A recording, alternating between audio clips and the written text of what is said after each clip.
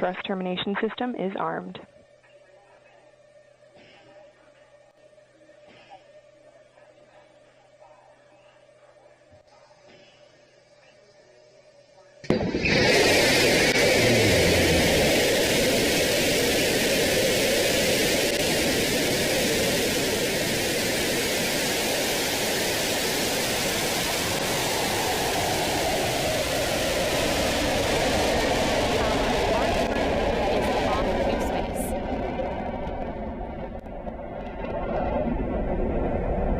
Starting roll program.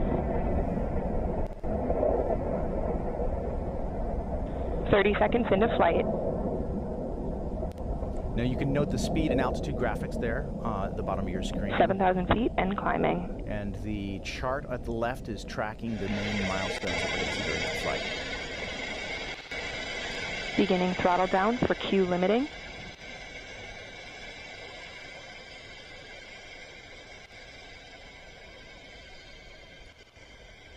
Engine response looks good.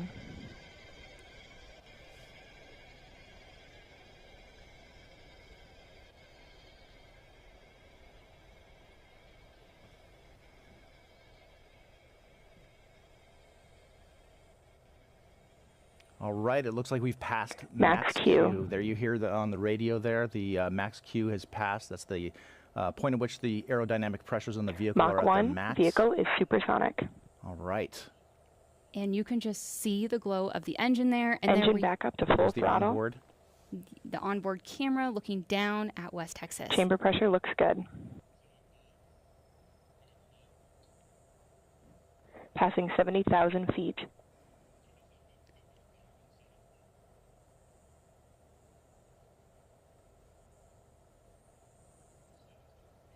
All right, we're approaching 100,000 feet here. The next milestone that we're looking here for is main engine cutoff, or MECO. And that's the moment at which our astronauts are going to start feeling the Astronauts effects experiencing max ascent Gs. of microgravity. Begin throttle down, standby MECO.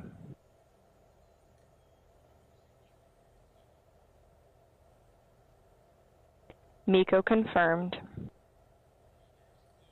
There's the main engine cutoff. Standby separation. And it's a very clear day in West Texas, which is why our long-range cameras there on the ground on the left side of the screen, you're seeing the clear shot of the booster. There's separation. Separation confirmed. Amazing. And this is the point at which the astronauts are going to hear that call from their Capcom, telling them they can start to unbuckle and enjoy those moments to float around the capsule. And I can't imagine what's going through me, he said right now. Hey guys. Emily, I love you. Grandpa's in space. Hey guys. Oh my goodness. High five. High five. High five. High five. They sound happy in there, which is really good. I'm so excited for them. Look at this. We're in space. Oh my God.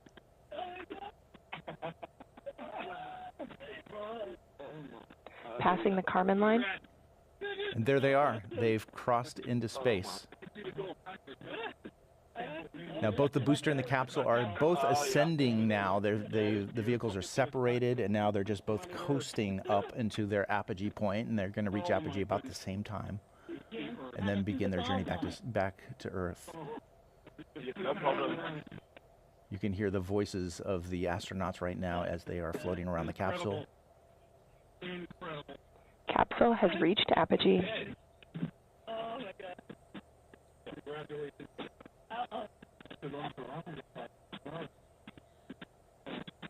4 minutes, 15 seconds into flight.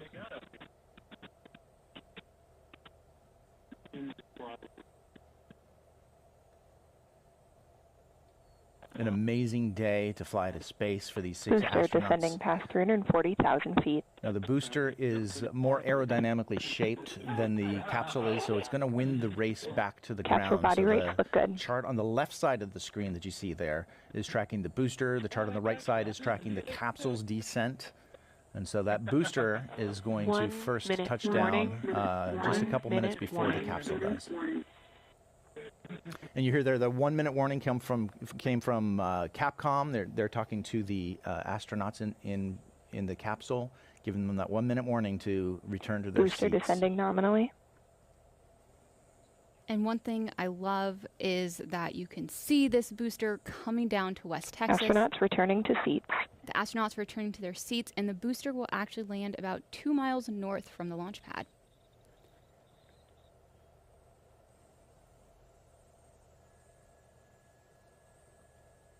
That's the onboard, we call it the tunnel down view of the booster as it's descending back to Earth.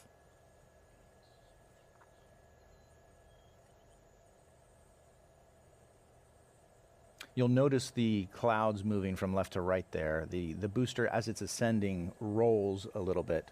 It sort of tosses the crew capsule Capsule up has into reached the space and atmospheric gives pierce the point. capsule ability to spin and get lots of different views of Earth as it's floating. Confirmed booster forward fin deploy. As you heard, we have deployed the forward fins, and that is because we need these surfaces to help steer the vehicle back to the landing pad. Astronauts are experiencing max Gs. All right, the astronauts are now back in their seats. They are also descending back to Earth as well.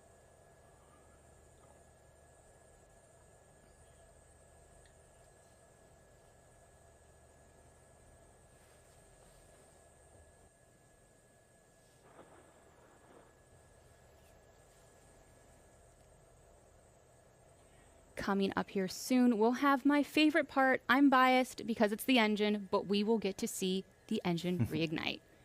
Booster drag brakes deployed.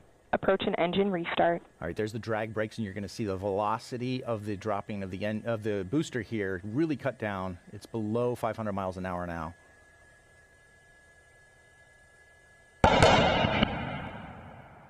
That was the song. There's, Boom. and you can see the relight happening Engine right restart. there.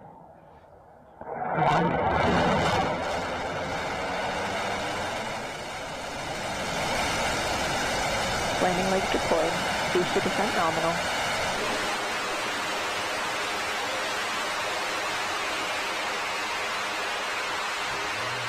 Booster touchdown. Booster touchdown. All Welcome right. home, new Shepard booster. There it is. Every time I get to see these booster landings, this is a miracle of engineering. And Starting booster auto-safing. It's a treat to be able to see it. If you ever get a chance to see it in Capsule Texas, descending nominally it's past incredible. 20,000 feet. This is reusable. Standby drogues.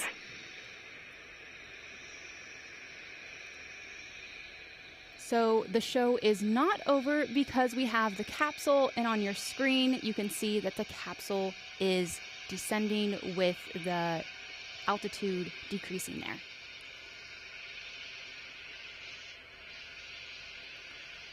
You should be able to, yep, there's the crew capsule. Now we're going to look for the drogue deployment.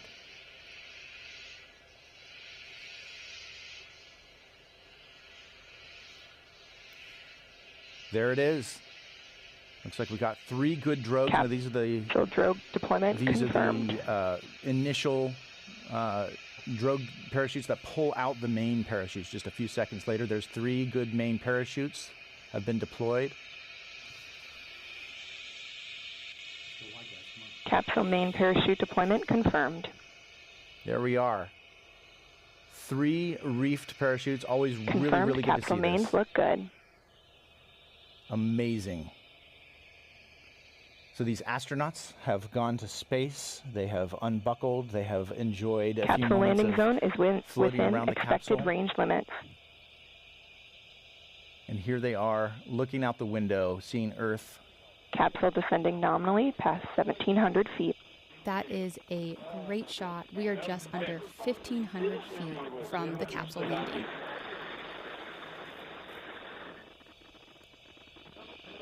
Oh my. What's that? Yeah, I can see it. I can see it, yeah.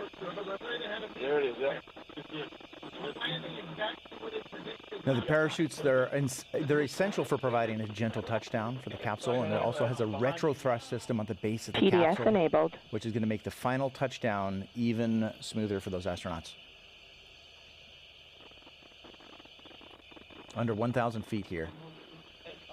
That retro thrust system fires Approaching just retro thrust fire. moments before touchdown to slow the capsule down to just a few miles an hour. It kicks up a tremendous cloud of dust there in the desert, but rest assured the astronauts today will enjoy a nice, soft touchdown.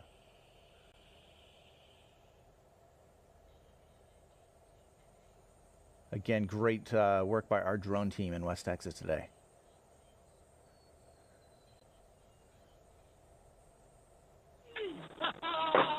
Capsule touchdown. Touchdown. Auto-saving start. Welcome home, NS-37.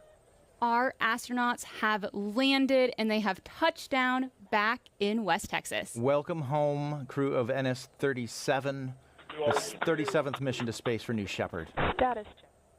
It's always great to see the easy touchdown for a New Shepard crew capsule. Now, at this point, our crew capsule recovery team is going to be driving out in a convoy to meet those astronauts. They're going to safe the capsule